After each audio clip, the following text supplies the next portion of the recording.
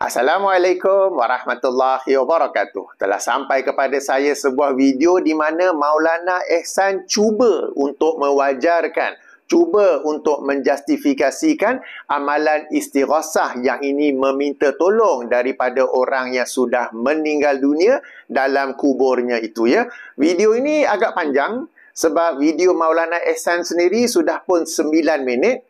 Dan dalam video itu terkandung banyak kesilapan sehingga ada 12 perkara yang perlu saya luruskan. Ada 12 perkara yang perlu saya beri pencerahan ataupun betulkan ya. Biar benar, takkanlah orang di luar bidang hendak membetulkan orang yang dalam bidang. Yang ini Maulana Ehsan dalam bidang agama. Saya ni pilot. Okey, tak apa. Kita tonton dulu video 9 minit Maulana Ehsan. Kemudian kita take off. Setelah itu, saya berikan ulasan, react dan kritikan. Bagi sebahagian penonton yang memang laju tangkap, boleh adjust playback speed. Bagi sebahagian lain, boleh saja tonton secara bertahap-tahap. Yang penting bukan habiskan video ni. Tapi yang penting ialah kita tonton, kita dengar dan faham. Supaya dengan itu, kita ni terhindar, terpelihara daripada amalan yang syirik atau mendekati syirik. Nabi istighasah ketika perang Badar. Kami minta kepada Allah, kita minta tolong. Jadi istighasah kepada orang dah mati. Nak tanya, kalau kita ambil secara ruwawi, minta tolong orang mati. Benar tak minta tolong orang mati? Minta tolong orang mati. Orang pun, semua orang kata kau ni gila ke minta tolong orang mati? Kalau kau faham istighasah kepada orang mati, minta tolong kepada orang mati, mana ada orang minta tolong orang mati? Betul tak? Ada orang minta tolong orang mati ke? Nak tanya. So, kena faham yang dimaksudkan dengan istighasah kepada orang mati itu apa dia? Term dia, istilah dia dalam fiqh. Dan itu bukan satu tuntutan yang kita setiap kali belajar, okey, bab istighasah. Bab pun tak ada dalam kitab fiqh istighasah.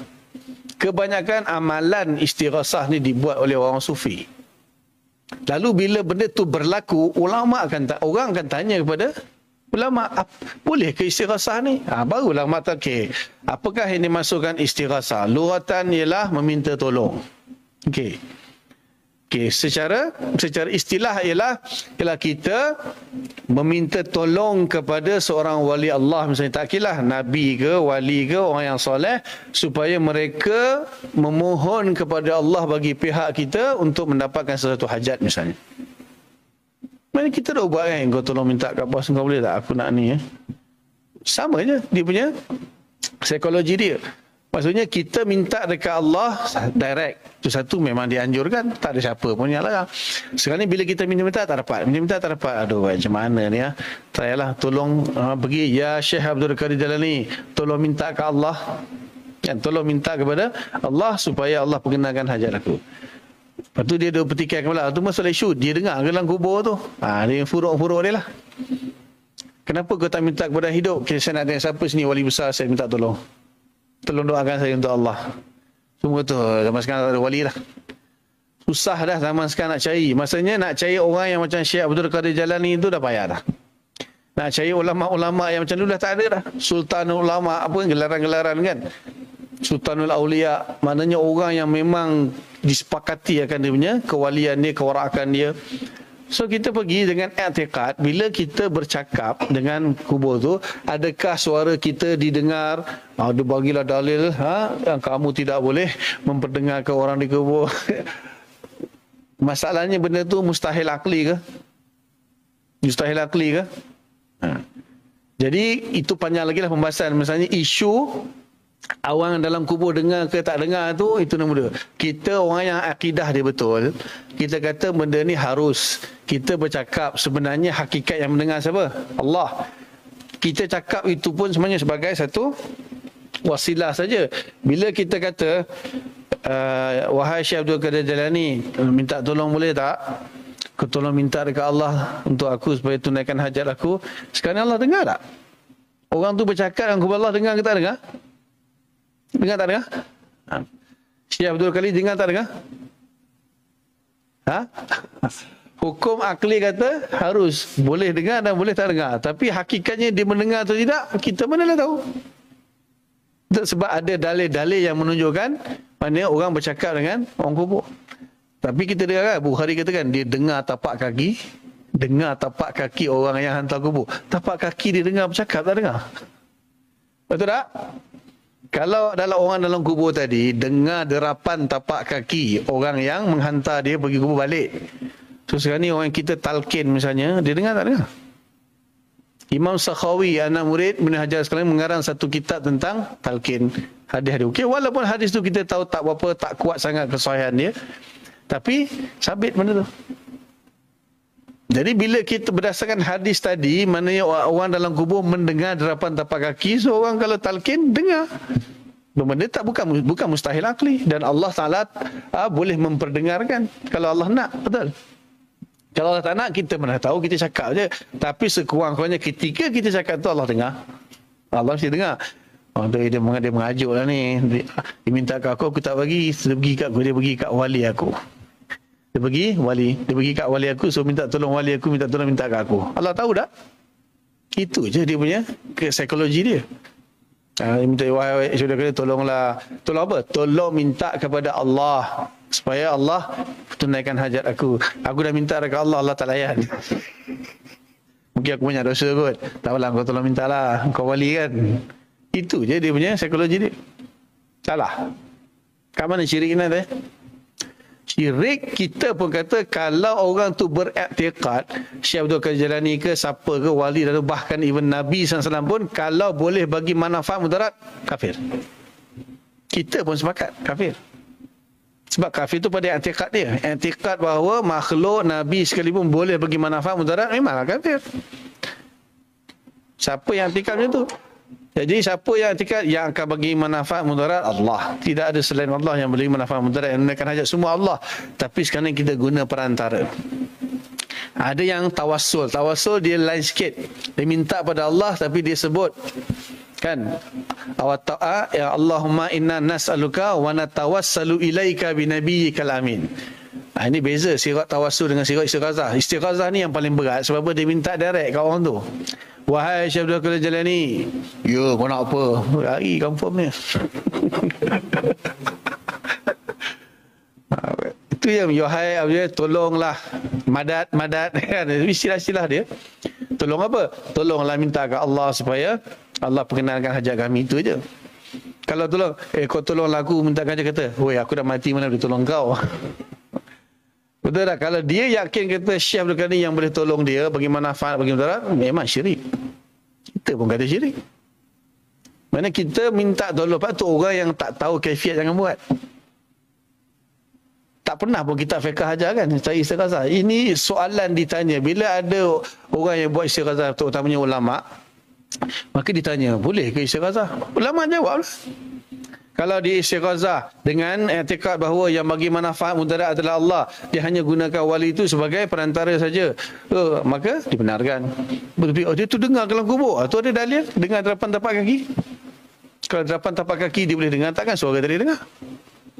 Dan kita yang penting dengar, kita Allah boleh memperdengarkan, dan tujuannya pun nak suruh Allah dengar aja.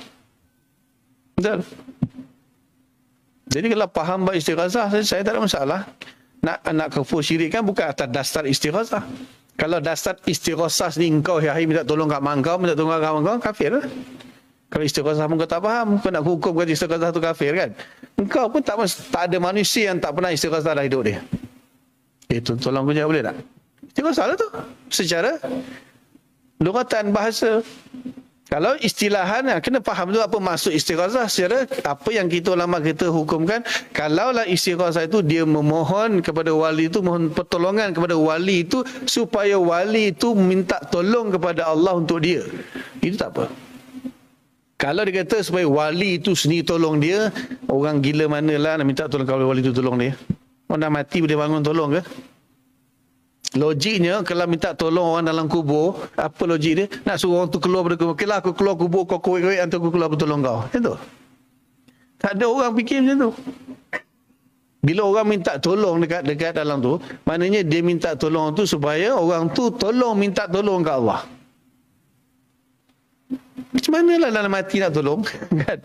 So, tak ada orang, tak tahu lah kalau ada orang i'tikad minta tolong kat orang dalam kubur tu supaya orang tu keluar daripada kubur, tolong dia. Ada? Kalau awak fikir macam tu, itu memang tak betul lah. Minta tolong supaya orang tu minta kepada Allah, tolong kita. Itu istighazah yang dibenarkan. Selain daripada itu, memang tak benar lah. Atau yakin bahawa orang dalam kubur tu boleh bagi manfaat mudarat, ini memang kufur syirik. Kita pun semua lama kita sepakat benda tu.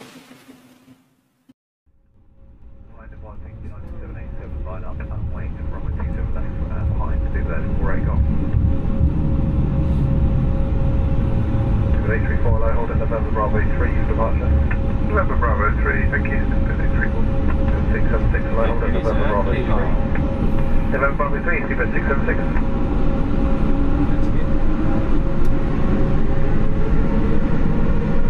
656, contact 133.180, correct line.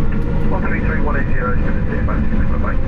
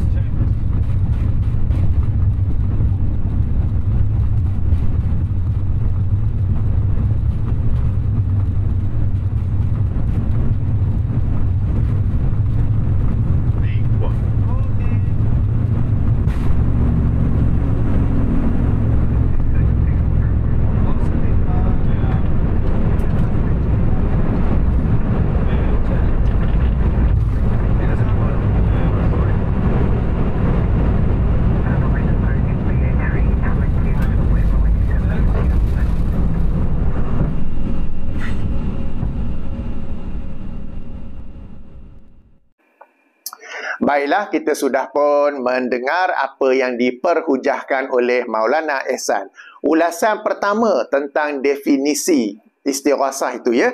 Jadi Maulana menerangkan bahawa secara lughatan, maknanya dari sudut bahasa. Kerana istilah-istilah dalam Islam ni dia ada dua aspek, iaitu pertama dari aspek bahasa, kedua dari aspek istilah. Maka dari aspek bahasa, Maulana menerangkan bahawa maksudnya ialah meminta tolong. Sementara dari aspek istilah, Maulana menjelaskan, saya quote semula, meminta tolong daripada wali Allah, Nabi atau orang soleh supaya mereka minta tolong kepada Allah bagi pihak kita. Okey, definisi ini dari sudut bahasa betul, dari sudut istilah salah. Okey, baik. Dari sudut istilah kita kena bezakan antara istighasah dan juga isti'anah. Sebab isti'anah juga bermaksud meminta tolong, istighasah juga bermaksud meminta tolong.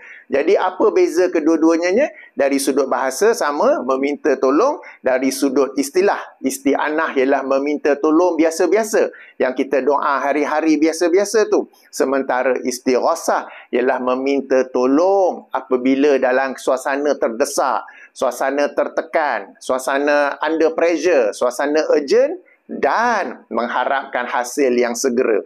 Apabila istighasah ini ditujukan kepada Allah Subhanahu Wa Taala, kita mengharapkan apa yang kita minta itu segera dimakbulkan oleh Allah Subhanahu Wa Taala. Jadi beza ya antara istighasah dan isti'anah. Saya ulang balik.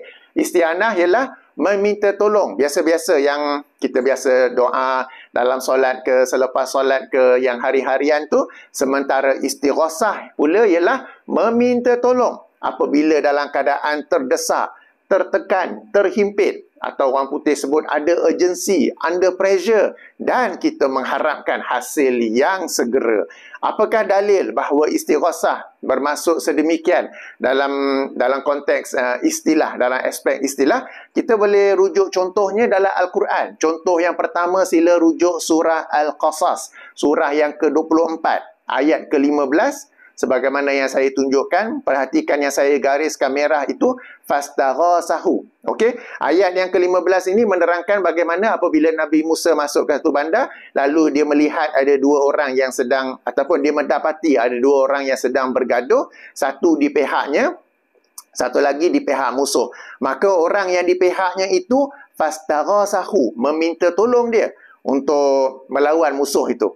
Dan di sini kita dapat lihat adanya suasana terdesak, adanya suasana tertekan. Sebab mereka sedang bergaduh, sedang saya tak tahulah bergusti ke, berlawan tumbuk ke apa ke. So under pressure. Okey, under pressure, dalam suasana tertekan, dalam suasana terdesak, dia nampak Nabi Musa daripada pihaknya dan dia pun istighosah kepada Nabi Musa untuk tolong dia. Maka Nabi Musa pun tolong, dan Nabi Musa ni seorang yang begitu kuat, ya. Dia tumbuk sekali, terus orang tu bukan KO, bukan pengsan, mati terus. Okey, sila rujuk ayat ke-15 surah Al-Qasas dan juga tafsirnya. Ini secara ringkas saja. Yang saya nak tunjuk, yang saya nak highlight ialah yang saya gariskan merah itu perkataan fastaghasahu. Okey, yang ini perkataan istighasah itu sendiri. Itu contoh pertama. Contoh kedua ialah surah Al-Anfal. Ini disebut sendiri oleh Maulana Ehsan. Sayang sekali beliau tidak membacakan ayat itu sebab sebagai ustaz, sebagai maulana sepatutnya baca. Kalau saya tak baca tak apalah kan. Okey, tak apa. Jadi Maulana ada sebut bahawa Rasulullah SAW dalam perang Badar pun pernah istighasah, ya. Jadi apa yang dimasukkan oleh ustaz betul ada dalam surah Al-Anfal, surah yang ke-8 ayat ke-9 sebagaimana yang saya tunjuk, di mana Allah SWT berfirman istastaghisu. Okey, daripada perkataan istighasah tu, istastaghisuna rabbakum fastajaba lakum anni mumiddukum bi alfin minal malaikati murdifin. Okey, yang bermaksud, dan ingatlah ketika kamu, kalau tengok terjemahan, mereka terjemah sebagai memohon pertolongan. Sebenarnya terjemahan yang tepat ialah apabila, ingatlah ketika kamu dalam suasana terdesak, ketika kamu dalam suasana tertekan. Sebab kita maklum bagaimana dalam perang Badar ini, tentera musuh begitu ramai, 1000 orang, tentera umat Islam adalah lebih kurang 300 orang, dan tentera umat Islam pun pada asalnya bukanlah untuk berperang. Mereka bukanlah dalam suasana ataupun persiapan untuk berperang. Nanti saya bacakan hadisnya kemudian, ya. Jadi kita lihat Rasulullah pun sallallahu alaihi wasallam beristighasah, memohon pertolongan kepada Tuhan kamu, lalu Allah perkenankan permohonan kamu dengan firman-Nya, sesungguhnya aku akan membantu kamu dengan 1000 bala tentera dari kalangan malaikat yang datang berturut-turut. Jadi dua ayat ni, surah Qasas ayat ke-15, surah Al-Anfal ayat ke-9, menunjukkan istighasah ni bukan sekadar isti'anah, tetapi istighasah ni ialah meminta pertolongan. Meminta tolong dalam suasana terdesak, dalam suasana tertekan, dalam suasana terhimpit, dan mengharapkan hasil yang segera. Orang yang minta tolong kepada Nabi Musa, dia mengharapkan Nabi Musa serta-merta tolong dia. Okey, Rasulullah SAW apabila istighasah sebelum perang Badar mengharapkan pertolongan segera daripada Allah Subhanahu Wa Taala. Jadi itu beza antara istighasah dan isti'anah. Apabila kami para pencinta sunnah, okey, mengkritik istighasah ataupun menyebut istighasah itu sebagai syirik, yang kami maksudkan ialah meminta tolong kepada sesama makhluk apa yang merupakan hak Allah Subhanahu Wa Taala. Apabila dalam suasana terdesak, tertekan, lalu dia meminta tolong kepada sesama makhluk apa yang merupakan hak Allah Subhanahu Wa Taala. Ini akan saya jelaskan kemudian nanti apabila kita masuk dalam menjawab soalan Maulana, kat mana syiriknya? Beliau ada bertanyakan, kat mana syiriknya tu? Okey. Dan apabila saya kata ia dalam suasana terdesak, tertekan, Maulana sendiri memberi satu contoh yang sangat tak bagus sebenarnya. Tapi tak apa, satu contoh, Maulana menyebut bagaimana seseorang yang minta daripada Allah SWT beberapa kali tak dapat-dapat, lalu akhirnya dia pergi minta daripada Syekh Abdul Qadir Jailani. Syekh Abdul Qadir Jilani, ya. Jadi itulah, minta-minta tak dapat, dah under pressure-nya tu, pergi pula minta kepada sesama makhluk. Baik, itu dari sudut definisi. Dari sudut definisi pun apa yang dijelaskan oleh Maulana Ehsan sudah salah. Baik, alang-alang kita sebut, okey, tentang orang yang meminta tolong. Okey, beberapa kali dia minta, Maulana sebut minta direct kepada Allah, beberapa kali tak dapat, lalu dia melakukan istighasah kepada Abdul Qadir Jilani, kan. Ya Abdul Qadir Jilani. Ini satu contoh macam yang saya kata tadi, contoh yang sangat tak bagus, contoh yang sangat salah. Sebab apabila seseorang itu berdoa kepada Allah dan berdoa dan dia mendapati doanya itu belum dimakbulkan, maka hendaklah seorang ustaz, seorang agamawan memberi nasihat untuk troubleshoot Kenapa doa itu belum dimakbulkan? Antara perkara penting yang perlu diperhatikan ialah halal haram orang yang berdoa itu. Halal haram dari aspek makanannya, pakaiannya. Bila makanan bukan sahaja dari sudut sembelihan, bukan sahaja dari sudut penyediaan makanan, tetapi duit yang diguna untuk membeli makanan tersebut. Duit yang diguna untuk membayar makanan tersebut. Sama juga pakaiannya ke apa ke, duit yang diguna untuk membeli pakaiannya itu. Dan juga satu aspek yang banyak orang terlepas pandang, apakah dia membeli yang original ataupun cetak rompak. Sebahagian orang dia nak bergaya, tapi dia tak ada duit, ataupun ada duit tapi kedekut. Dia beli barang yang berjenama tetapi yang cetak rompak, made in China ke mana ke apa kan. Dia tak mencuri, dia mencuri jenama itu. Dia mencuri jenama itu. Ini telah saya jelaskan dalam video yang lain. Okey, tapi yang di sini secara ringkas saja, antara perkara seseorang tu perlu audit dirinya apabila mendapati doanya itu belum dimakbulkan ialah semak dari aspek halal haram, bukan saja dari aspek sebab bila kita sebut halal haram, sebagai orang dia kira makan sembelih tak sembelih saja. Okey, tapi dari aspek yang lebih luas. Sebagai contoh, itulah duit yang kita guna untuk membeli makanan, untuk membayar makanan di restoran. Apakah itu diperolehi daripada sumber yang halal ataupun tidak? Pakaiannya dan semua aspek lainlah, jam tangannya ke, cermin matanya ke kan. Apakah ia sesuatu yang diperolehi secara halal ataupun tidak? Baik. Kemudiannya, kalau katakan dia dah semak dah, dia boleh juga semak dari sudut waktu dia berdoa. Hendaklah dia mencari waktu-waktu yang dimakbulkan doa. Waktu ataupun peristiwa ya. Kita ada hadis-hadis daripada Rasulullah SAW yang menerangkan waktu-waktu yang mustajab doa ataupun peristiwa, suasana yang mustajab doa. Kalau waktu sebagai contoh, pada baki 1/3 malam sebagai contoh kan, pada hari Jumaat di hujung waktu asar sebagai contoh kan. Kalau peristiwa pula antara azan dan iqamat, bila kita di masjid kita solat sunat qabliyah, dah habis tu banyakkan berdoa, jangan pergi sembang. Okey, peristiwa katakan dia sedang musafir misalnya, okey, itu adalah masa-masa masa dan peristiwa yang dimakbulkan doa. Secara lebih lengkap boleh rujuk buku saya, soal jawab adab-adab berdoa, ada saya jelaskan semua itu sekaligus dengan hadis-hadisnya. Tempat berdoa tak ada yang dimakbulkan ya. Tak ada kubur sekian-sekian itu sebagai tempat mujarabnya doa. Itu hanyalah kebiasaan sebahagian orang, ia bukanlah berasal daripada Al-Quran dan hadis. Baik. Antara lain ialah dia perlu audit juga kesesuaian doanya itu. Sebab mungkin dia berdoa meminta sesuatu yang Allah tahu kalau diberikan akan memudaratkan dirinya. Okey, mungkin seseorang itu minta dilapangkan rezeki, mungkin seseorang itu minta akan diberikan kekayaan. Namun Allah tahu apabila dia menjadi kaya, apabila dilapangkan rezekinya, Allah tahu dia akan melupakan Allah. Allah tahu dia akan menjadi orang yang sombong, bongkak dan melakukan pelbagai kerosakan. Maka memang Allah tidak memakbulkan doanya itu kerana Allah tahu doa itu sebenarnya memudaratkan dia lagi. Okey, kemudiannya doa ini sendiri adalah satu ibadah sebagaimana hadis dalam Sunan Tirmizi yang akan saya tunjuk kemudian. Maka apabila kita berdoa dan belum dimakbulkan, teruskan berdoa, sebab selagi mana kita berdoa, selagi itulah kita sedang beribadah, dan selagi itulah kita ini mendapat pahala sedang beribadah. Okey, jadi apabila ada doa anda, saya yang belum dimakbulkan, jangan putus asa, teruskan berdoa dan lihat dari aspek bahawa doa ini adalah satu ibadah. Selagi mana kita berdoa, selagi itulah kita beribadah, dan selagi itulah kita memperolehi pahala. Apapunlah, apabila kita berdoa berkali-kali tak dapat, solusinya bukanlah istighasah. Solusinya bukanlah pergi ke kubur si fulan untuk berdoa. Sangatlah tidak patut. Seorang ustaz, seorang maulana.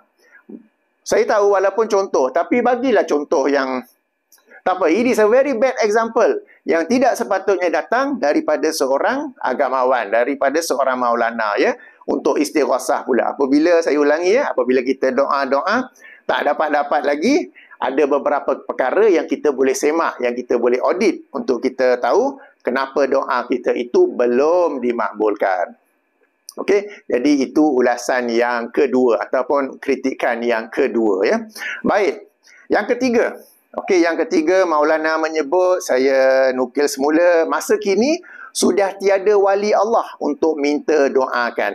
Ya, maknanya Maulana sedang menerangkan kan, seseorang itu berdoa berkali-kali, tak dapat. Lalu dia pergi ke kubur Abdul Qadir Jailani dan berdoa di situ kan. Lalu nak kata sekarang ni tak ada wali nak untuk didoakan. So kenalah pergi ke kubur wali Allah seperti Abdul Qadir Jailani ataupun sesiapa lain. Kalau tak pergi kubur pun berdoa sambil menyeru nama wali tersebut. Katakan dia di rumah dia menyeru nama wali itu. Tapi lazimnya istighosah mereka pergi ke kubur tu. Sebab tu nanti ada perbincangan yang dalam kubur tu dengar ataupun tidak seruan doa orang yang berdoa di atas permukaan bumi itu.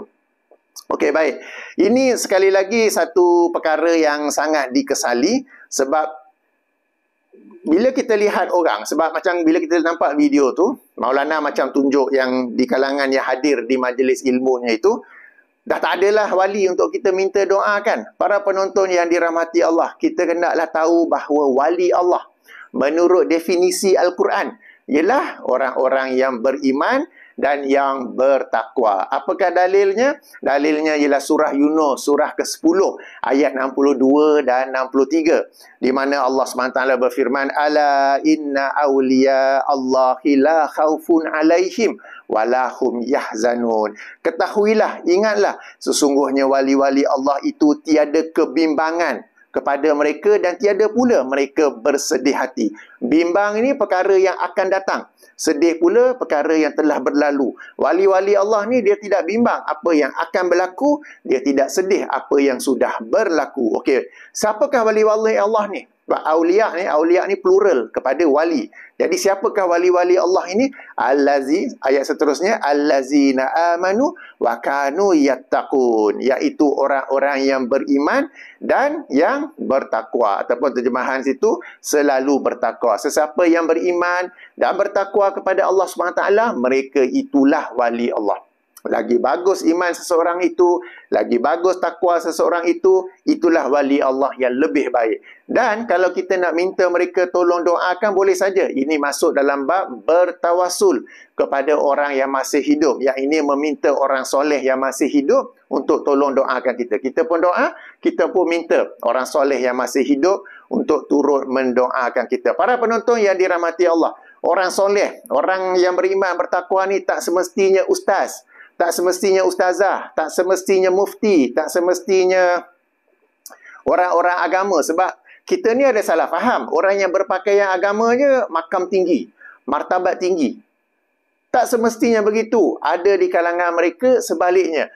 Tetapi yang saya nak highlight di sini, di kalangan orang awam tu, di kalangan orang awam itu ada yang hatinya lebih ikhlas, ada yang imannya lebih murni, lebih kuat, ada yang ketakwaannya lagi bagus. Dia tu mungkin seorang kita sebut yang menjaga kebersihan, pejabat ke sekolah kita sebut apa, cleaner, mungkin janitor, mungkin yang sekadar technician yang betul-betul pipe bocor ke apa ke. Tapi bila orang ni hidup dia biasa saja, keikhlasannya lebih tinggi, keimanannya, ketakwaannya, dia mungkin ibadahnya tu sekadar solat fardu 5 kali sehari saja. Mungkin sekadar puasa Ramadan sahaja.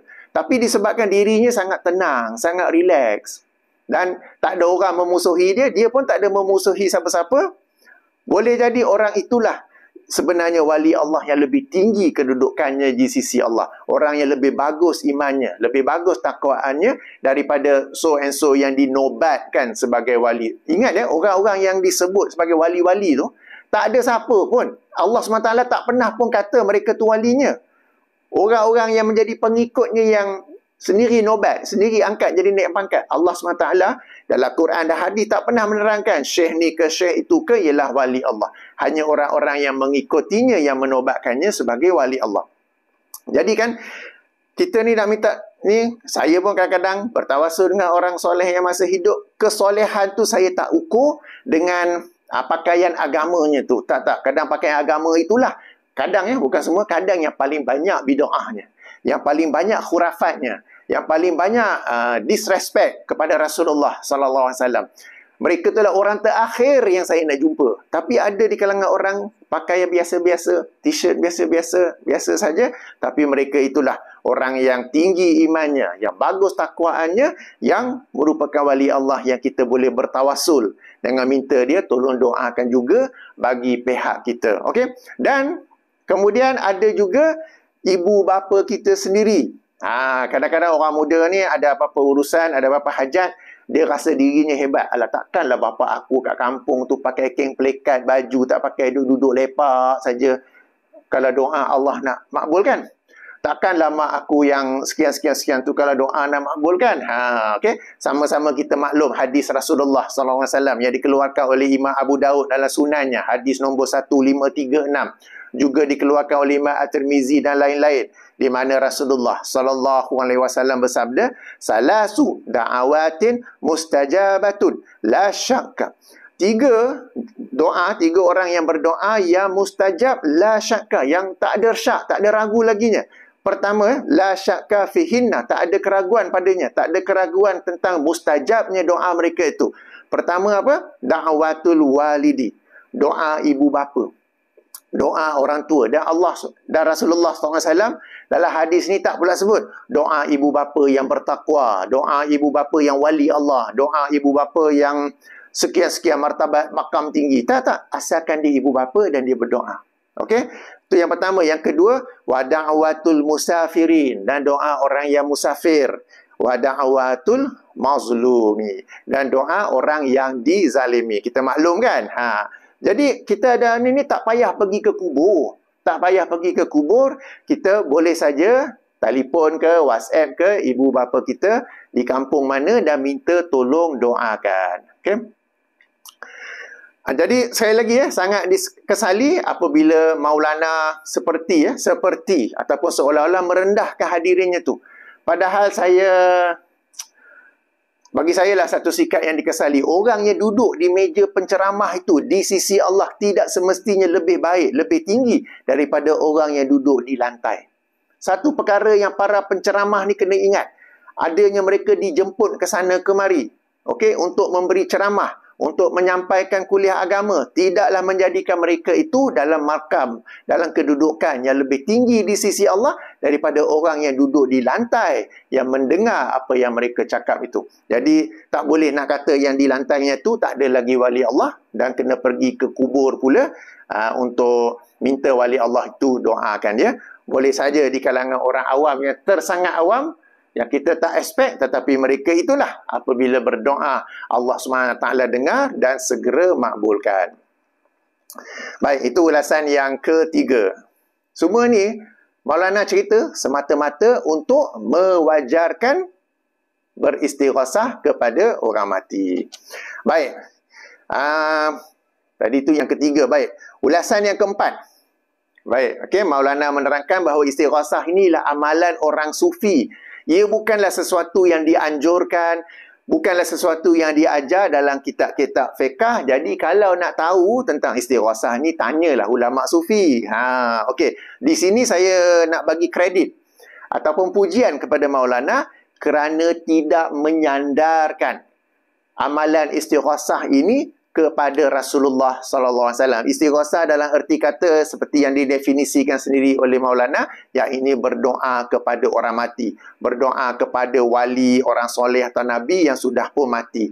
Maulana tidak menyandarkannya kepada Rasulullah SAW. Ini satu kredit, satu pujian, sebab memang Rasulullah SAW tidak mengamalkan istighasah.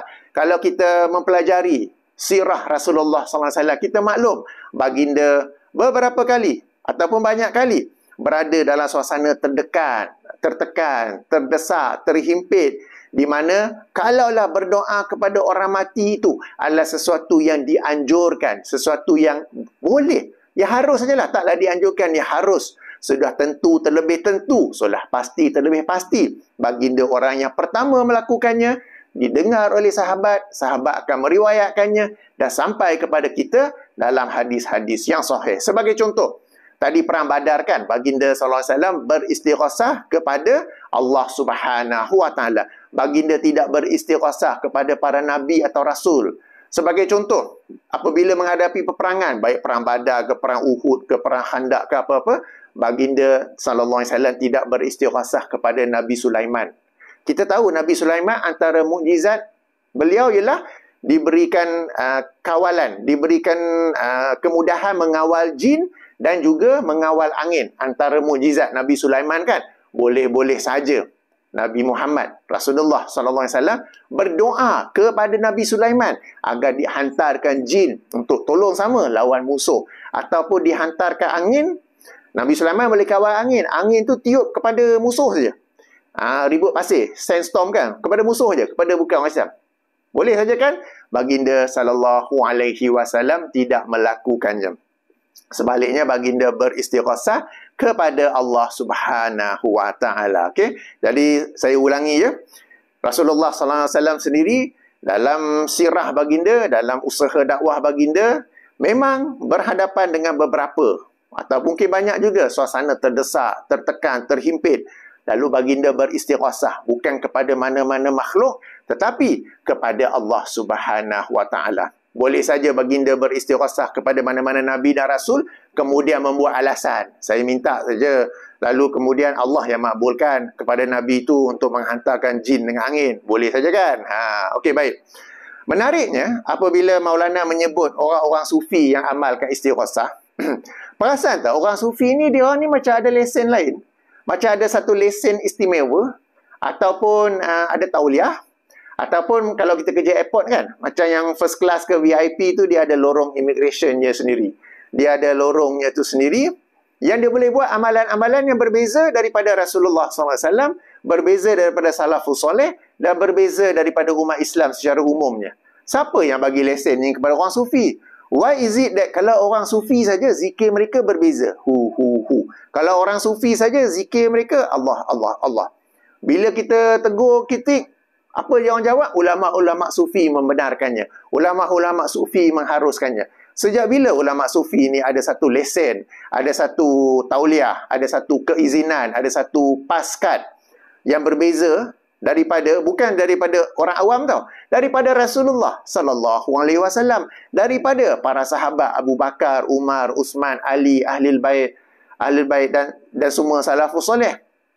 Kan? Jadi sejak bila orang-orang sufi ni, dia orang ni ada lesen, ada ni untuk memiliki akidah yang berbeza, untuk memiliki ibadah yang berbeza, dan sebahagian asatizah ni seperti takjub pula, seperti approve pula. Oh, ni orang sufi punya ni, dia orang cerita tu bukan macam nak membetulkan, tapi macam menyokong ya, istighasah ni amalan orang sufi. Okay? Ia bukan sesuatu untuk kita orang awam. Apa yang special sangat orang sufi ni? Sebab lagilah seseorang tu sufi ni asalnya untuk memberi fokus kepada kebersihan hati, kebersihan jiwa kan. Lagi bersih hati seseorang itu, lagi bersih jiwa seseorang itu, lagilah dia hendak mengikuti Allah dan Rasulullah. Okey? Sebab tu dalam video-video saya yang lain, saya ada sebut orang sufi ni mereka selalu ada tarikat kan. Tarikat dengan sekian-sekian nama, sekian-sekian nama. Tarikat tu jalan. Mereka ni telah mengambil, telah menempuh jalan yang berbeza daripada Allah dan Rasulullah SAW. Sebab itu mereka ada akidah, ada ibadah yang berbeza daripada Allah dan Rasulullah. Daripada jalan, akidah ibadah yang berbeza daripada apa yang disyariatkan oleh Allah dan Rasulullah sallallahu alaihi wasallam. Jadi para penonton yang dirahmati Allah sekalian, apabila dengar orang sufi, jangan teruja, jangan macam wow, orang sufi dia orang ni special okey tak. Kita dengar dengan menganalisa dan ni ya. Semata-mata mereka orang sufi doesn't make them any special. Tak dah menjadikan mereka tu lebih istimewa, ada satu pas yang ekstra, ada satu security card yang berbeza, ada lorong yang berbeza daripada kita umat Muhammad sallallahu alaihi wasallam secara umumnya. Baik. Ulasan kelima. Okey. Perbincangan orang dalam kubur dengar ataupun tidak. Bila Maulana bincang orang dalam kubur dengar atau tidak, bererti memang yang nak istighasah tu pergi ke kubur. Bukan sekadar berdoa di rumah. Saya sekarang di rumah saya ni. Walaupun gambar background lain kan. Saya pun berdoa kepada Syekh sekian-sekian. Oh tidak, ini memang pergi ke kubur. Sebab tu timbul perbincangan orang dalam kubur tu dengar atau tidak. Dan kalau para penonton perasan, cuba perhatikan bagaimana Maulana dia cuba mengelak. daripada membaca ayat Quran yang spesifik dalam topik ini. Ini Maulana tau, sepatutnya tahu ayat Quran. Saya tak tahu, tak apalah kot kan. Ini Maulana ni, dia macam tahu ayat tu tapi dia tak nak baca. Kemudian dia bawa apa? Dia bawa dalil mayat dengar tapak kaki setelah dikebumikan. Dalil tu sahih. Adalah sahih Bukhari, hadis nombor 1338 sebagaimana yang saya tunjuk di sebelah saya ni. Hadis tu sahih. Bila mayat telah dikebumikan dan orang-orang di keliling pun mula beransur balik, boleh nak balik dengan tapak kaki balik, maka datang malaikat kan untuk bertanya. Hadis itu sahih. Lalu ayat Quran yang menjadi asas, menjadi foundation dalam hal ini, beliau cuba elakkan. Kemudian beliau bawa apa? Beliau telah melakukan sesuatu yang sangat-sangat, nak pilih perkataan yang baik payah pula. Jika kamu beriman kepada Allah dan hari akhirat, berkata-katalah yang baik, jika tidak diam. Jadi saya diam, para penonton boleh faham lah ya. Apa ya yang saya maksudkan? Apabila Maulana berkata, dengar ataupun tidak, mayat dalam kubur itu ialah hukum akli, hukum akal. Beliau bertanya, mustahil akli atau tidak?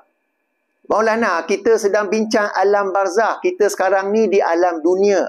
Kita sekarang nak bincang tentang alam barzah. Orang yang telah mati, yang dikebumikan, yang masuk dalam alam barzah, dengar ataupun tidak. Ini bukan soal akal lagi, tidak. Ia bukan lagi soal akal, ialah soal wahyu. Kita tak dapat tahu apa yang berlaku di alam barzah, melainkan berdasarkan petunjuk wahyu. Maka ia hukum nakli. Bukan kita tanya mustahil akal ataupun tidak. Ini adalah satu... Saya bukannya menolak penggunaan akal, tapi inilah yang kami Salafi selalu kritik, yang ini meletakkan akal bukan pada tempatnya. Meletakkan akal di tempat yang salah. Bukannya kita menolak akal, setengah orang tak faham dia kata Salafi menolak peranan akal. Tak, kita meletakkan akal pada tempatnya. Dan di sini akal yang bijak, akal yang sihat akan tahu bila dah bincang, bila nak bincang alam barzah, ia bukan lagi peranan akal, bukan lagi hukum akli, bukan lagi untuk kita tanya mustahil akli ataupun tidak. Kemudiannya Maulana berhujah, kalau tapak kaki pun dengar, takkan yang kita ucap, yang kita seru tak dengar. Ini cuba menggunakan kaedah kias. Sekali lagi, kita bukan menolak kias, tapi ini adalah penggunaan kias yang salah. Digunakan di tempat, dalam situasi yang salah. Kita sedang bincang tentang alam barzah. Kita rujuk pada wahyu. Kita rujuk pada Al-Quran dan hadis sahih. Bukan lagi kepada logik akal. Maulana macam... Okay. Okay. Slow. Kaki bawah, tekan brek. Okey, baik. Sambung ya. Baik. Apakah ayat Quran yang cuba divert oleh Maulana? Ayatnya itu ialah surah Fatir. Ayat yang surah ke-35 ayat 22. Para penonton sekalian, dalam aplikasi Al-Quran dalam phone, Al-Quran yang bercetak ke, terjemahan apa, sila bookmark. Sila bookmark. Para pencinta bid'ah, ayat ni macam tak wujud bagi mereka. Ayat ni disappear. Mereka baca, tapi dalam rangka berhujah apa, gaib. Okey, ayat ke-22 surah Fatir, di mana Allah SWT berfirman, wa ma yastawil ahya'u walal amwaz, dan tidaklah sama orang-orang yang hidup dengan orang-orang yang mati. Innallaha yusmi'u man yasha, sesungguhnya Allah memberi pendengaran kepada sesiapa yang dikehendakinya. Wa ma anta bimusmi'im man fil kubur, dan engkau tidak sekali-kali dapat menjadikan orang yang dalam kubur mendengar. Wa ma anta bimusmi'im man fil kubur, dan engkau tidak sekali-kali akan dapat, engkau tidak sekali-kali dapat menjadikan orang dalam kubur mendengar. So, hukum asas, foundation, ialah hukum asas lah, okay? Yang dalam kubur tak dengar, kecuali ada dalil bahawa Allah memberi pendengaran kepada sesiapa yang kena. Sebab memang ada, innallaha yusmi'u man yasha, sesungguhnya Allah memberi pendengaran kepada sesiapa yang dikehendaki. Siapa yang dikehendaki oleh Allah tu, kita hanya dapat tahu melalui wahyu, bukan teori akal. Okey, siapa yang Allah kehendaki itu, macam tadi hadis sahih Bukhari, orang yang sudah dikebumikan, Allah beri dia keizinan untuk mendengar tapak kaki yang beredar supaya dia tahu malaikat akan datang. Contoh lain, hadis sahih, setelah perang Badar, tak silap saya, bila musuh-musuh telah pun dibaling dalam sumur, dalam perigi, lalu Rasulullah pun macam bertanyakan, inilah azab yang telah kamu dustakan apa semua tu. Lalu sahabat pun bertanya, mereka didengar ke Rasulullah? Rasulullah kata, ya, mereka dengar. So, ini pengecualian. Orang putih sebut an exception of the rule. Pengecualian daripada hukum asal. Hukum asal yang dalam kubur, di alam barzah, tak dapat mendengar orang yang di alam dunia. Kecuali apabila ada dalil yang sahih yang menerangkan mereka dengar. Dan apabila mereka dengar yang itu sahajalah. Tak boleh pula kita pergi kias tambah yang lain. Okey, mungkin ada yang tak faham apa yang dimasukkan exception of the rule. Katakanlah saya bagi contoh. Sekolah, okey. Budak-budak, murid-murid semua hendaklah hadir sekolah pukul 7 pagi. Kecuali para pengawas hendaklah hadir sekolah 6.45 pagi. Okay? Exception of the rule. Semua anak murid hadir sekolah 7 pagi. Tetapi pengawas, sebab mereka ada tugas ekstra, hendaklah hadir sekolah 6.45 pagi. Sebagai contoh. Contoh lain, kita memandu di highway, di lebuh raya. Semua kenderaan tidak boleh menggunakan lorong kecemasan kecuali polis, ambulan, bomber. Okey, jadi ada pengecualian daripada hukum asal. Maka hukum asal dalam bab dengar ataupun tidak, orang yang sudah masuk dalam alam barzah ialah tidak mendengar kecuali apabila adanya dalil sahih yang kata mereka dengar. Dan yang mereka dengar tu sekadar yang disebut oleh dalil sahih. Kita manusia tak boleh nak tokok tambah di atas dalil sahih tersebut. Maka dalil sahih dalam hal ini, dalam isu ini yang membentuk hukum asal ayat 22 surah Fatir, surah yang ke-35. Yang dalam kubur tu tak dapat mendengar. Kita tak boleh menjadikan mereka itu mendengar. Kecuali apabila ada dalil. Dalil yang sahih apa? Tapak kaki beredar. Dalil yang sahih apa? Mangsa perang Badar yang telah terkorban itu dapat mendengar apabila Rasulullah menyindir ataupun mengkritik mereka. Atau mungkin ada lain-lain dalil yang sahih. Tidak ada dalil sahih bahawa orang yang hidup apabila menyeru kepada yang mati itu boleh mendengar. Kalau ada, bawa dengan kesahihan yang disepakati. Okey? Baik. So, ini ayat yang saya masukkan yang Maulana macam nak sembunyikan.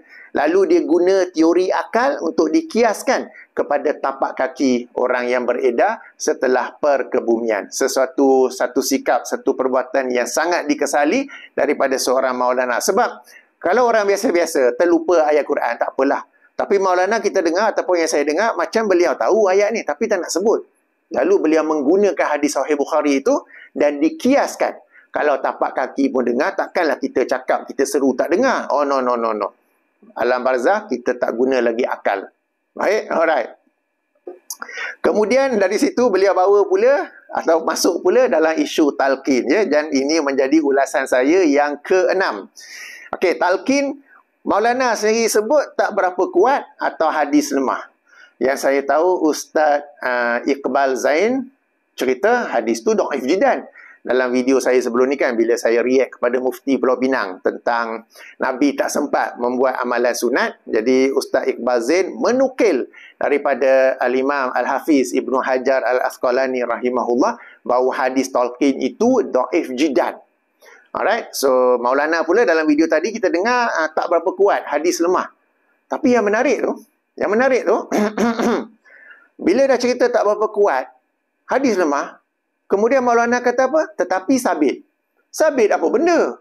Sekarang ni macam saya kata tadi, hukum asal yang dalam kubur tak boleh dengar orang yang di alam dunia kecuali berdasarkan dalil sahih. Sebab dalil sahih itu mengecualikan hukum asal itu.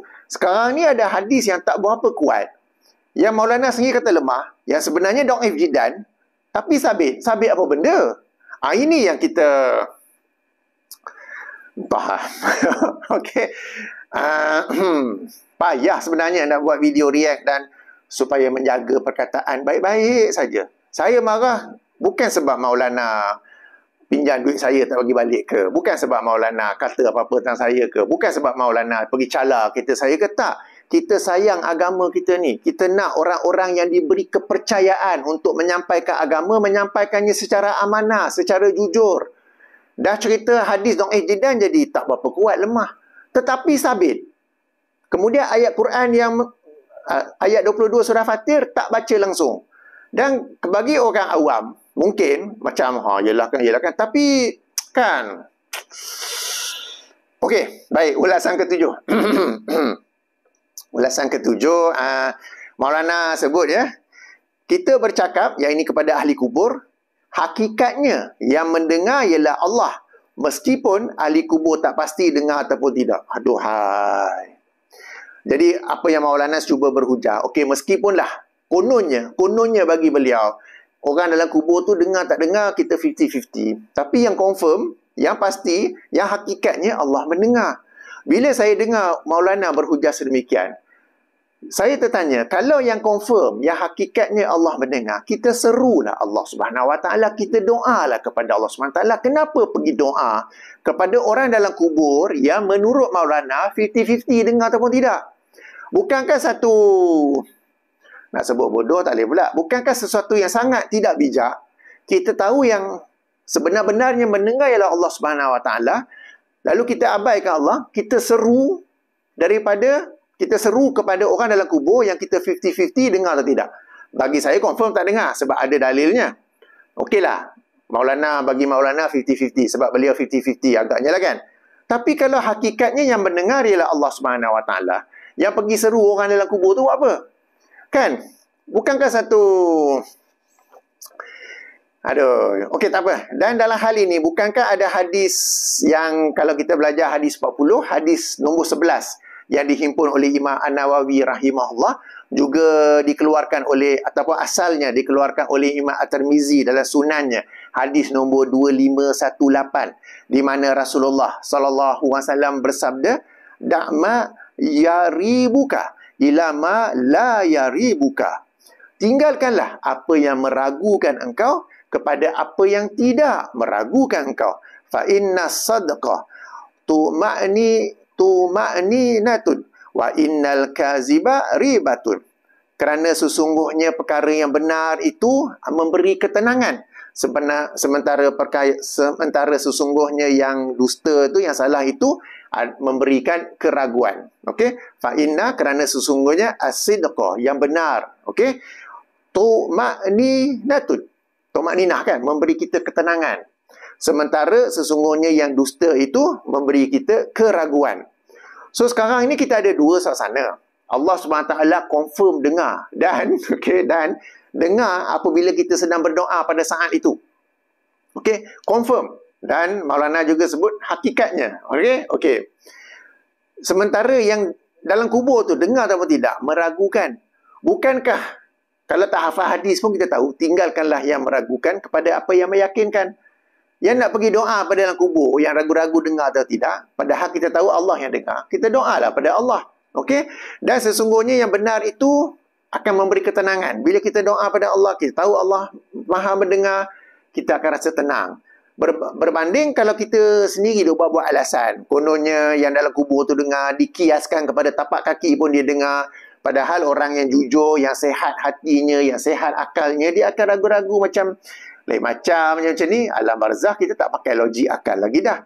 Kita pakai wahyu. Ini bukan lagi alam dunia, ini alam barzakh. Okey, mana perginya hadis ini? Wahai Maulana, sangat basic. Hadis ke-11 daripada hadis 40 Imam An-Nawawi rahimahullah. Baik, ulasan ke-8. Apabila seseorang itu istighasah, yang ini berdoa kepada wali, nabi, orang soleh ya, Maulana kata Allah dengar. Okey, Allah dengar, dan kemudian Maulana mengajuk ataupun mengumpamakan seolah-olah Allah berkata, dia merajuklah ni, dia minta kat aku tak bagi, dia pergi kat wali aku, suruh wali aku minta kat aku. Itu je psikologinya. Subhanallah. Para penonton yang dirahmati Allah, perhatikan bagaimana Maulana telah menyamakan Allah dengan manusia. Bagaimana Maulana telah melakukan tashbih yang sangat-sangat jelas. Yang ini telah menyamakan Allah dengan makhluk. Saya baca balik ya, apa yang Maulana kata. Yang ini apabila orang istighasah, apakah psikologi? Allah pun ada psikologi tau. Psikologi di sebalik istighasah itu ialah Allah dengar dan Allah kata dia merajuklah ni.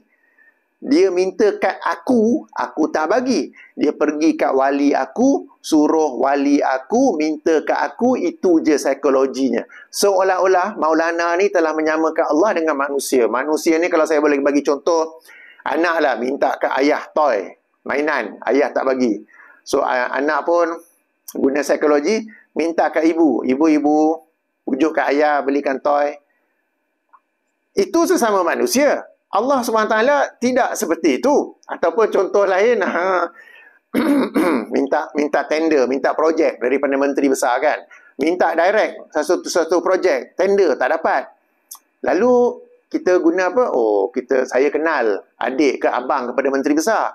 Main golf sama-sama, jadi minta ke abang supaya abang tu minta kepada menteri besar supaya dapat projek tu. Ini berlaku di sisi manusia. Allah SWT maha suci daripada sifat seperti ini. So ini adalah satu tashbih yang sangat-sangat jelas yang dan inilah mereka yang suka tuduh kami sebagai tashbih, sebagai menyerupakan Allah dengan makhluk. Perhatikan bagaimana jelas-jelas, sebagaimana siang ataupun lampu fluoresan ke atas, bagaimana Maulana telah menyamakan Allah SWT dengan makhluk. Bagaimana Maulana telah beranggapan Allah ini kita boleh main psikologi sebagaimana boleh main psikologi dengan sesama manusia. Bagaimana anak boleh main psikologi, minta ke ayah tak dapat, minta ke ibu, ibu minta ke ayah supaya ayah bagi saya toy. Kan? Psikologi ni sesama manusia, itu bukan. Ia bukanlah sesuatu yang dapat kita gunakan kepada Allah Subhanahu Wa Taala. Apabila seseorang itu menggunakan psikologi ni, menyandarkan psikologi ni kepada Allah, sungguh dia telah melakukan tashbih yang antara Allah dengan makhluk. Maha suci Allah daripada semua ini ya. Ini yang di mukadimah tadi saya ada sebut kesilapan yang sebahagiannya serius, okey. Dan sangatlah dikesali Maulana ni dalam rangka hendak mewajarkan, dalam rangka hendak menjustifikasikan istighasah ni. Kita sekarang ni dah ulasan ke-8 tau, react ataupun point ke-8. Dia punya bertungkus lumus nak cuba menjustifikasikannya sampai mentashbihkan, menyamakan Allah dengan makhluknya, dengan manusia. Baik, kemudian ya, ulasan ke-9. Maulana kata, aku dah minta ke Allah, Allah tak layan. Kemudian Maulana ketawa, mungkin aku banyak dosa kot. Engkau tolong mintalah, engkau wali kan. Okey, maknanya orang yang berdoa tu, katakanlah saya doa kepada Allah tak dapat. Mungkin saya ni banyak dosa buat video react kan. Lalu pergi minta kat wali lah. Wali engkau mintalah sebab aku ni banyak dosa. Itu je psikologinya Maulana sebutnya, itu saja psikologinya. Sekali lagi contoh yang salah, sekali lagi psikologi yang salah. Para penonton yang dirahmati Allah, sikit dosa, banyak dosa pun kita tetap berdoa kepada Allah Subhanahu Wa Taala. Ia bukanlah alasan untuk kita berdoa kepada makhluk. Saya ulangi, semua manusia memang ada dosa. Sikit dosa ke, sederhana dosa ke, banyak dosa ke, kita tetap berdoa kepada Allah Subhanahu Wa Taala. Kalau nak kata seseorang itu banyak dosa, lalu dia tak layak berdoa kepada Allah, lalu mungkin Allah tidak makbulkan doanya. Habis tu, orang apabila Allah SWT menjanjikan dia akan menerima taubat daripada orang yang berdosa. So, orang yang berdosa ni nak taubat kepada Allah ke tidak? Sebab sekarang ni kalau ikut contoh ustaz ni, katakan saya banyak dosa, lalu saya nak bertaubat, nak minta, ya Allah ampunilah aku, ya Allah terimalah taubat aku. Tapi aku ni banyak dosa, Allah tak terima kot. Kan? Kalau sebab konsep orang yang banyak dosa ni tak layak berdoa kepada Allah, bukan pada Maulana, bukan Maulana saja yang buat contoh ni, tapi sebahagian agamawan mereka turut membawa konsep ini bahawa orang yang banyak dosa tak layak berdoa kepada Allah, tak layak berdoa direct kepada Allah, lalu dia minta melalui so-called wali-wali Allah, lalu dia berdoa kan. Padahal kita maklum Allah SWT maha menerima taubat. Siapa saja yang bertaubat kepadanya, siapa saja yang memohon ampun kepadanya, Allah akan ampunkan meskipun dosanya tu sangat banyak. Kalau nak kata orang yang banyak dosa tak boleh berdoa kepada Allah, Allah tidak makbulkan, kepada siapa dia nak minta taubatnya tu? Kepada siapa? Katakanlah dia nak berdoa, ya Allah, katakanlah ya Allah, bantulah aku, berilah kekuatan bagi aku untuk menjauhi kesalahan yang aku buat selama ni, supaya aku ni rajin melakukan amal soleh apa semua tu. Dia nak berdoa kan. Lepas tu dia fikir, Maulana kata orang yang banyak dosa Allah tak tengah, tak terima. Macam mana tu? Kena pergi jumpa kat wali ke? Okey, sama-sama kita rujuk ayat 53 surah Az-Zumar, surah yang ke-39. Bookmark juga lagi ya. Ayat 53 surah Az-Zumar, surah yang ke-39, di mana Allah Subhanahu Wa Taala berfirman, "Qul ya ibadiyallazina asrafu ala anfusihim." Katakanlah wahai hamba-hambaku yang asrafu ala anfusihim, yang melampaui batas terhadap diri mereka. Maksud melampaui batas ini, melampaui batas dalam melakukan dosa, dalam melakukan kesalahan. Memang teruk habislah. La taqnatu min rahmatillah. Janganlah berputus asa daripada rahmat Allah. Innallaha, sesungguhnya Allah, yaghfiruz dzunuba jami'an. Sesungguhnya Allah mengampunkan dosa-dosa jami'an, semuanya. Banyak mana sekalipun dosa kamu Allah ampunkan. Innahu huwal ghafurur rahim. Sesungguhnya dia, yakni Allah, dialah yang maha pengampun lagi maha penyayang. Bukan banyak dosa tau, melampaui batas dengan dosa, melampaui batas dengan kesalahan. Jangan berputus asa, tetap berhubung dengan Allah SWT, tetap berdoa kepada Allah SWT. Sebab sekali lagi saya tekankan, sebahagian asatizah mereka bawa konsep kita ni banyak dosa, kita ni banyak kotoran, tak layak berdoa direct kepada Allah, maka kita doa kepada wali orang soleh ke apa ke yang dalam kubur tu, supaya mereka tu yang berdoa kepada Allah. Bukan kita yang direct, tapi mereka yang doa bagi pihak kita, sebab kita ni banyak kesalahan, banyak dosa. No. Dosa banyak mana sekalipun, melampaui batas macam mana sekalipun, tetap kita jangan putus asa daripada rahmat Allah. Hendaklah kita berdoa direct kepada Allah Subhanahu Wa Taala. Maulana, perkara ni sangat basic dalam agama. Baik, itu yang ke-9 ya. Baik, ke-10. Okey, Maulana kata, orang gila mana minta tolong kepada orang mati? Okey, kemudian Maulana tanya lagi, orang mati boleh bangun tolong ke? Orang mati boleh keluar kubur tolong engkau ke? Nampaknya Maulana ni dia tidak dapat bezakan antara minta tolong kepada orang hidup dengan minta tolong kepada orang mati. Ataupun tidak dapat membezakan antara meminta tolong dalam urusan sesama manusia dan meminta tolong dalam urusan Allah Subhanahu Wa Taala. Saya bagi contoh mudah saja. Contoh ni biasa saya bagi dalam video-video saya sebelum ni ya. Kalau sesama manusia kita minta nak pinjam 100, nak pinjam 1000, sesama manusia. Tapi kalau dengan Allah SWT kita minta, ya Allah lapangkanlah rezeki aku, ya Allah murahkanlah rezeki aku. Kita tak boleh minta sesama manusia.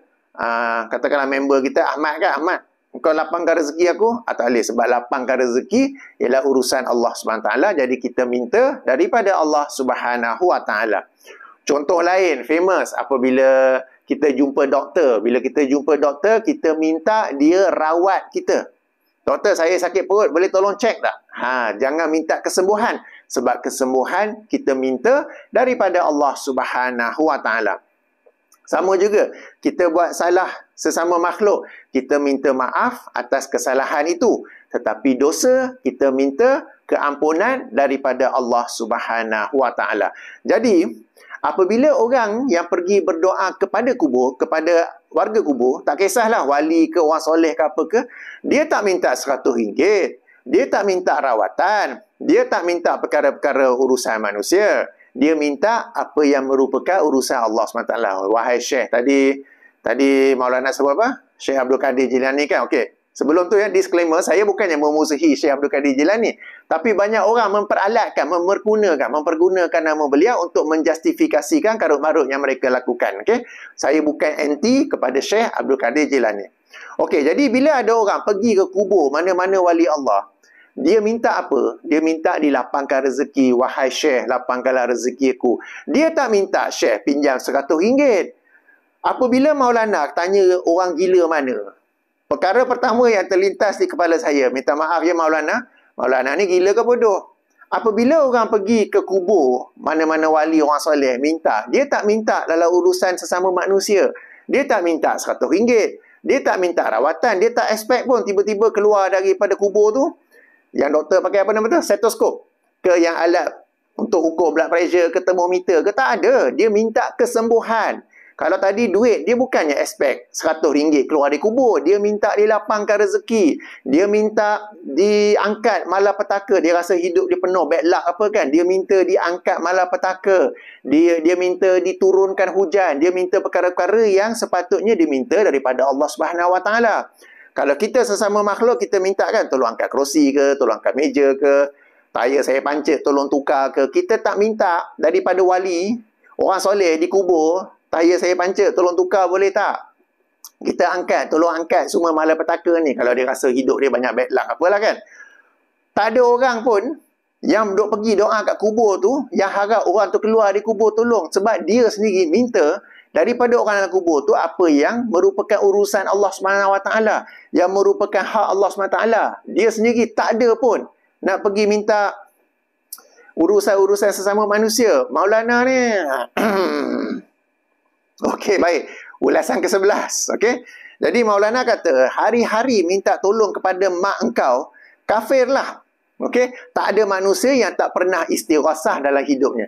Maknanya kita katakanlah duk minta tolong mak kita ke apa kan. Mak, tolong masak sikit ke, mak ke apa ke. So, hari-hari kita duk minta tolong pada engkau, kafirlah. Kalau nak ikut istighasah ni kafir. Dan beliau mengatakan tak ada manusia yang tak pernah istighasah dalam hidupnya. Okey, baik. Jadi sekali lagi ya, saya tak tahulah Maulana ni gagal faham atau sengaja buat-buat bodoh untuk mewajarkan amalan amalan istighasah ni. Okey, saya rasa Maulana ni orang bijak. Tapi saya pun tak tahu kenapa dalam topik ni dia jadi sebaliknya ya. Tak apa, istighasah dalam urusan sesama manusia atau urusan Allah. Kita kena beza. Istighasah tu kita minta tolong dalam suasana tertekan, dalam suasana under pressure, dalam suasana terhimpit dan kita inginkan hasil yang segera kan. Cuma kafir atau tidak, syirik atau tidak ialah apakah itu urusan sesama manusia atau urusan Allah SWT. Kalau urusan sesama manusia, kita ada contoh bagaimana orang dari pihak Nabi Musa AS yang istighasah kepada Nabi Musa untuk tolong dia lawan musuh. Boleh, sebab ada dalil dalam Quran, ayat ke-15 surah Qasas, awal-awal tadi kita dah bincangkan. Itu istighasah sesama manusia, tidak kafir, tidak syirik, boleh saja. Okey, istighasah urusan Allah pula. Perang Badar, yang ini ayat ke-9 surah Al-Anfal yang kita telah baca tadi kan. Di mana Rasulullah SAW beristighasah kepada Allah sebab ia merupakan urusan Allah. Baik, di sini saya nak bacakan hadis berkaitan dengan istighasahnya Rasulullah SAW dalam Perang Badar itu. Hadis ini dikeluarkan oleh Imam Muslim dalam sahihnya. Hadis nombor 3309 atau penomboran lain hadis nombor 1763. Hadis ni sangat panjang, saya baca terjemahannya sahaja. Ia daripada Umar bin Al-Khattab radhiyallahu anhu. Beliau menerangkan bahawa tak kala terjadinya, pada hari terjadinya Perang Badar, Rasulullah SAW melihat kepada tentera musyrikin dan mereka berjumlah 1,000 orang. Sementara para sahabatnya, tentera umat Islam, berjumlah 319 orang. Maka Nabi SAW beralih menghadap kiblat, kemudian menadah kedua tangannya bagi berdoa, merayu kepada Tuhannya. Apakah nak doa Nabi? Ya Allah, laksanakanlah bagiku apa yang engkau janjikan kepadaku. Ya Allah, berilah apa yang engkau janjikan kepadaku. Ya Allah, jika musnah pasukan umat Islam ni, nescaya tidak ada lagi orang yang akan menyembahmu di bumi ini. Ini doa yang kita hanya tujukan kepada Allah. Ini bukan istighasah minta tolong mak. Ini bukan istighasah minta tolong kawan. Ini bukan istighasah orang yang di pihak Nabi Musa, minta tolong Nabi Musa tolong tumbuk orang yang dia sedang bergaduh tu. Ini yang istighasah merupakan yang istighasah yang hanya kita minta daripada Allah Subhanahu Wa Taala. Sahih Muslim ya doanya ni. Okey, sambung. Demikianlah baginda berterusan merayu berdoa kepada Tuhannya sambil menadah kedua tangannya dengan menghadap kiblat sehingga terjatuh selendang baginda dari bahunya. Maka Abu Bakar datang mengambil selendang baginda itu dan meletakkan semula di atas bahu baginda. Kemudian Abu Bakar yang sentiasa mengikuti Rasulullah berkata, "Wahai Nabi Allah, kiranya sudah cukuplah munajat anda kepada Allah, kerana dia pasti akan melaksanakan apa yang dijanjikannya kepada anda. Maka Allah SWT menurunkan ayat, yang ayat tadilah ayat ke-9 surah Al-Anfal. Okey, jadi hadis daripada Sahih Muslim. Ini saya baca terjemahan dari buku saya, Soal Jawab ada adab berdoa. Ini antara hadis yang saya kemukakan sebagai dalil bila Rasulullah berdoa, para sahabat tak doa sama-sama. Okey, ini dalam bab doa berjemaah. Rasulullah berdoa. Tahu tak? Umar, Abu Bakar yang ada sama tak doa. Sahabat yang 300 lagi tu tak sama-sama doa. Rasulullah seorang saja berdoa. Mereka duk tengok, selendang jatuh tolong angkat. Tapi mereka tak doa sama. Tak adalah amin sama-sama. Padahal ini adalah kemaslahatan untuk semua kan. Aminlah sama-sama tak? Doa berjemaah itu budaya kita, sunnah masyarakat kita, bukannya sunnah Rasulullah SAW. Ada banyak hadis Rasulullah berdoa bersorangan. Sahabat meriwayatkannya, tengok tak ada pun doa sama. Okey, dah lari topik ya. Okey, baik. Jadi apabila kita nak kata istighasah tu, yang hari-hari minta tolong pada mak kau, ustaz, maulana, bezakan istighasah tu dalam urusan manusia atau urusan Allah. Jika urusan manusia boleh, harus, sebagaimana kisah Nabi Musa dalam surah Qasas ayat ke-15. Istighasah yang melibatkan urusan Allah, kita berdoa kepada Allah, bukan kepada orang dalam kubur. Dalilnya apa? Ayat ke-9 surah Al-Anfal. Ustaz kata apa? Tak ada manusia yang tak pernah istighasah dalam hidupnya. Ya, cuma dibezakan istighasah dalam urusan sesama manusia atau istighasah yang melibatkan urusan Allah. Kalau urusan Allah, kita mintalah daripada Allah Subhanahu Wa Taala. Baik, itu yang ke-11. Suara saya pun nak hilang dah. Okey, ke-12. Poin yang penting lah. Alright, jadi Maulana ada sekali dua bertanya, kat mana syiriknya? Okey, Maulana tak nampak syiriknya tu kat mana. Okey, baik. Alright, syiriknya itu kita dapat tahu, pertama, doa ialah ibadah. Hadis Sunan At-Tirmizi, hadis nombor 3372, di mana Rasulullah SAW bersabda, doa itu adalah ibadah. Kita sama-sama maklum. Dan apabila ibadah, baik doa ataupun mana-mana ibadah lain, solat ke apa, ditujukan kepada selain Allah, maka di situ berlaku syirik. Doa itulah ibadah, hendaklah ibadah itu ditujukan kepada Allah SWT. Apabila doa itu ditujukan kepada makhluk, tak kisahlah wali mana sekalipun, nabi mana sekalipun, rasul mana sekalipun, maka dia telah melakukan syirik kepada Allah SWT sebab dia beribadah kepada selain Allah SWT. Itu yang pertama. Yang kedua, Maulana sendiri sebut bahawa istighasah ni lazimnya diamalkan oleh orang-orang sufi. Di kalangan orang-orang sufi, sebahagian atau banyak, mereka ada satu konsep, ada satu keyakinan wali kutub, di mana wali ini mengurus, mentadbir di mana wali kutub ini mengurus dan mentadbir alam ini. Sama-sama dulu bila kita mengkaji ataupun mendengar pendedahan tentang tarikat Naqsyabandiyah Al-Aliyah, pimpinan Syekh Nazim Al-Haqqani dan sebagainya, anak murid ke apa ke, mereka ada konsep wali-wali kutub ni yang mentadbir alam, menguruskan alam. Sama juga, ini bukan Naqsyabandi saja, baru-baru ni pun saya ada buat react kepada Ustaz Muhaizat yang juga menerangkan konsep wali yang menurunkan hujan, angin, apa semua tu. Jadi bagi sebahagian orang sufi, bagi mereka wali-wali itu memang ada kuasa mentadbir, mengurus alam ini. Sebab itu mereka minta daripada wali.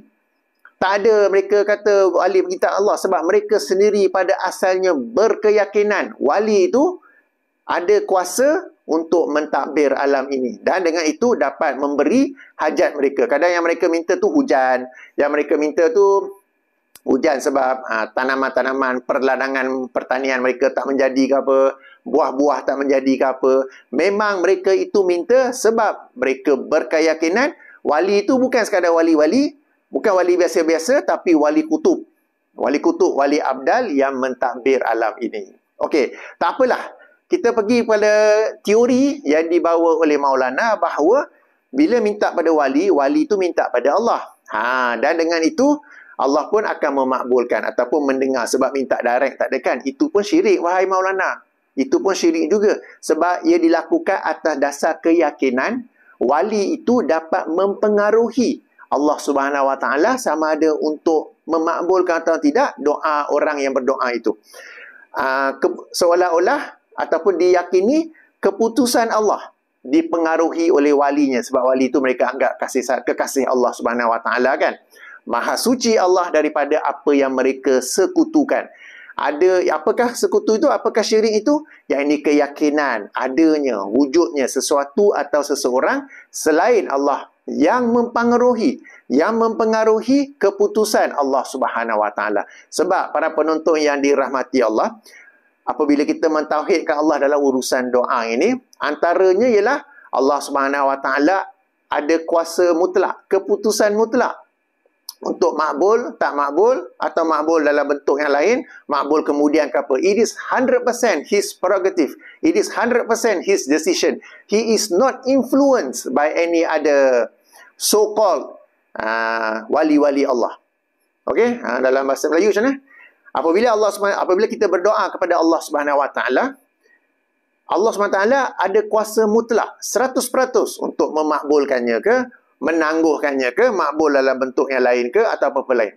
Keputusan Allah ini mutlak 100% hak milik Allah, dan Allah tidak dipengaruhi oleh mana-mana makhluk yang lain. Apabila seseorang itu meyakini adanya makhluk lain yang dapat mempengaruhi keputusan Allah, disitulah berlakunya syirik, disitulah berlakunya penyekutuan terhadap Allah, bahawa adanya sesuatu selain Allah yang dapat mempengaruhi keputusan Allah. Boleh tangkap? Nak ulang ke? Tak payahlah. Dah panjang sangat video ni. Okey? Jadi disitulah berlakunya syirik, dan sangatlah dikesali Maulana tidak dapat lihat bila dia orang ni tak belajar tauhid dengan syirik betul-betul kan. Sebab Maulana sendiri ceritakan, bagi konsep kan, doa direct tak dapat. Kita try dengan wali Allah kan. Wali ni kekasih Allah apa semua tu kan. Okey? Jadi disitulah berlaku syirik. Tak apalah saya ulang ya. Kat mana syiriknya?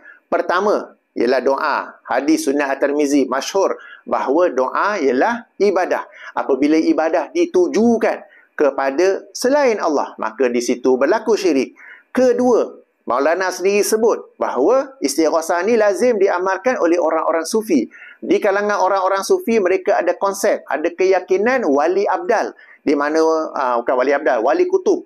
Wali abdal pun boleh lah. Ada wali ni pun ada makam-makamnya. So wali yang makam tinggi ni, wali ni mentadbir, menguruskan alam ini sehingga boleh minta daripada wali itu sesuatu hajat. Okey. Dan kalau lah nak kata orang yang beristighasah kepada orang mati itu berkeyakinan orang mati itu pula akan minta tolong bagi pihaknya, akan minta kepada Allah bagi pihaknya, di situ juga berlaku syirik. Kenapa? Sebab dia beranggapan wali itu, disebabkan dia wali Allah, disebabkan dia tu kekasih Allah, dia dapat mempengaruhi, dapat influence Allah SWT untuk memakbulkan doanya. Kan macam Maulana sendiri sebut, doa berkali-kali secara direct tak dimakbulkan, maka cuba berdoa kepada wali Allah supaya wali Allah berdoa bagi pihaknya kepada Allah. Psikologinya pula kan. Okey. Tak. Allah SWT makbul tak makbul 100% keputusannya, dan Allah tidak dipengaruhi oleh wali-walinya. Kalau dianggap ada keyakinan wali-wali itu dapat mempengaruhi keputusan Allah, disitulah berlakunya syirik. Disitulah berlakunya penyekutuan, kerana seseorang itu beranggap adanya sesuatu selain Allah yang dapat mempengaruhi Allah Subhanahu Wa Taala. Maha suci Allah daripada keyakinan seperti itu ya.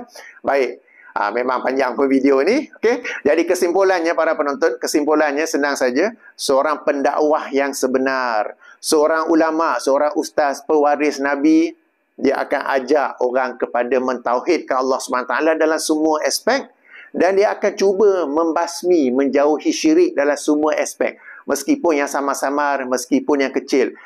Dia tidak akan membuat pelbagai alasan untuk cuba mewajarkan satu amalan yang salah, cuba mewajarkan satu amalan yang syirik dengan alasan-alasan yang saya tak ada perkataan yang baik nak sebutlah. Okey, jadi sangatlah dikesali apa yang cuba dilakukan oleh Maulana. Why don't you just, okeylah, tak nak kata syirik, tak nak kata kafir, tak nak kata apa, ajar sajalah kepada orang ini satu amalan yang sebaiknya kita berdoa kepada Allah SWT, tinggalkan amalan tu. Tak nak sebut syirik, tak apalah. Tak nak sebut kafir, tak apalah. Daripada kamu buat alasan-alasan yang bila first time saya dengar pun macam Kalau kamu beriman kepada Allah dan hari akhirat, berkata-katalah yang baik. Jika tidak, diam. Okey? So, daripada kamu duk buat semua alasan-alasan yang sebenarnya menunjukkan yang apa semua tu, apa yang susah sangat, yang salah sangat, kamu ajak orang untuk berdoa kepada Allah, untuk berdoa direct kepada Allah. Tak nak kata syirik, tak nak kata kafir, tak apalah. Daripada kamu duk cerita semua tu kan. Okey, baiklah. Saya punya suara pun nak hilang dah. Saya tutup dengan subhanakallahumma wa bihamdika asyhadu an la ilaha illa anta astaghfiruka wa atubu ilaika. Assalamualaikum warahmatullahi wabarakatuh.